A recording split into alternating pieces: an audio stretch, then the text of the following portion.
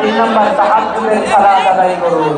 বছরের অন্যান্য সময় উঠতে পারি না, নিজেও উঠতে পারি না, কিন্তু রমাদান সাহারি খাওয়ার জন্য তো উঠাই লাগে। কি বলেন, সাহারি খাওয়ার দ্বারা হ্যাঁ এখন কাজ থেকে দিল মাশাআল্লাহ মাশাআল্লাহ। এই সুন্নাত পালনের জন্য এক নম্বর। আচ্ছা ঠিক আছে, তখন করবেন। আল্লাহ হাবিব বলেন তাসাহহারু ফাইন্না ফিস সাহরি বারাকা। তোমরা সাহারি খেও, কেননা সাহারির ভিতরে বরকত ঢুকায় দিয়েছে কে? একটা খেজুর এক গ্লাস পানিতে সারা দুটা পানি তরতাজা রাখে কে? সাহারি করতেই হয়। সাহারি ছাড়া আশীর্বাদ হয়, দুই রাকাত চার রাকাত তাহাজ্জুদ করা যাবে না।